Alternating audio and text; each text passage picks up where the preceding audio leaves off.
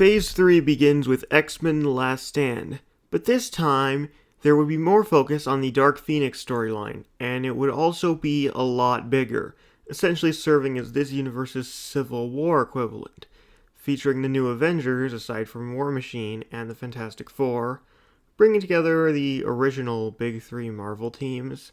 Also, at some point, the Hulk is somehow sent into space. This movie establishes connection between the heroes, preparing them for Galactus. The post-credit scene introduces the Silver Surfer. Iron Man Armor Wars would be the final movie in the Iron Man trilogy. In this movie, Justin Hammer hires Spymaster to steal some of Stark Industries' technology, forcing Iron Man out of retirement. Hammer sells off the technology to various villains including Whiplash, Crimson Dynamo, Living Laser, and Ghost. Iron Man and War Machine are joined by Ant-Man and the Wasp, as well as Ghost switches to the heroes' side. At the end, the heroes defeat Hammer in his Titanium Man armor. The post-credits scene shows Tony making a suit for Pepper. Spider-Man 2 included a reference to Doctor Strange, so I feel like they would have given him his own movie, which actually lines up with the actual MCU in terms of setting up Doctor Strange and then giving him his own movie a couple years later. The movie would essentially follow the same plot as the actual movie. There's no real reason to change it.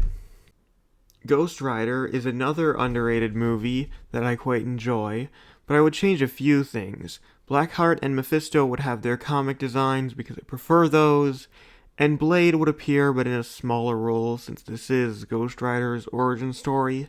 The post-credit scene shows Mordo contacting Mephisto. Spider-Man 3 remains fairly similar to the actual movie, but with one major change. Eddie Brock does not get the Venom symbiote. Instead, Harry Osborn gets the symbiote and becomes Venom, sacrificing himself to remove it at the end, and then he gets the symbiote in a post-credit scene. Fantastic Four: Rise of the Silver Surfer will be the most important movie in the saga aside from the Avengers movies, and can be considered equivalent to Guardians of the Galaxy in that it heavily involves the saga's main villain, Galactus.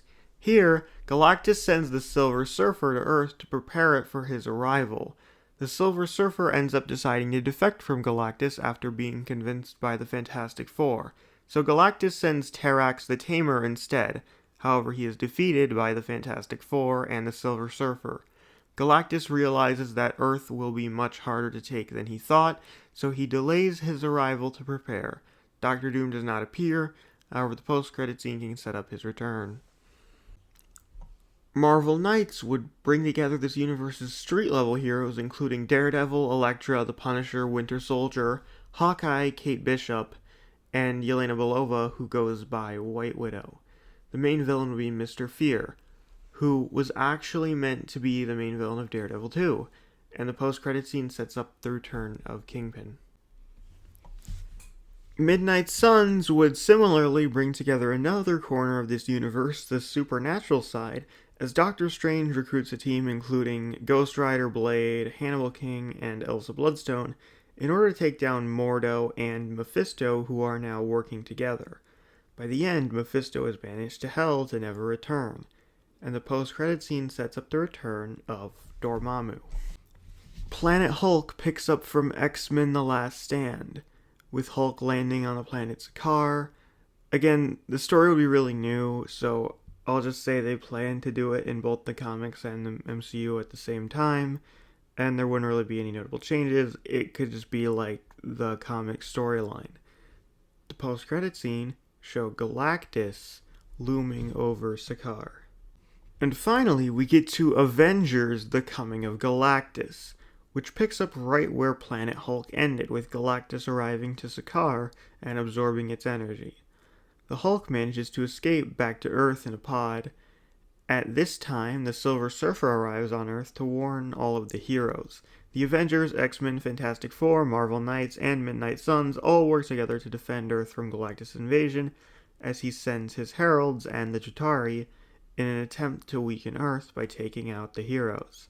By the end, Galactus manages to absorb some of Earth's energy, after the heroes suffered some major loss. But they aren't out just yet. Before we continue that, though, we have Venom. This would be very similar to the actual movie. Again, I've said it before, this movie isn't that bad, I actually like it. But in this version, the Venom symbiote is already on Earth and went to Eddie after being separated from Harry Osborn. After defeating Riot, Venom is attacked by one of Galactus' heralds, Firelord, who defeats him using his weakness to fire. This takes place towards the beginning of the coming of Galactus. The saga reaches its big conclusion with Avengers Galactic War.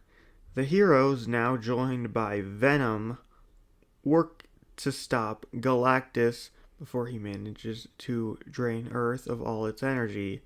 The movie focuses in on the original Avengers, with Blade being one of the main deaths. While the rest of the heroes distract Galactus and fight off his army, they go to retrieve the Ultimate Nullifier, a device capable of destroying Galactus. However, someone has to sacrifice themselves to use it, which Tony Stark agrees to do. In the aftermath, Captain America retires, passing the shield to Bucky Barnes, because this was before Sam Wilson became Captain America in the comics.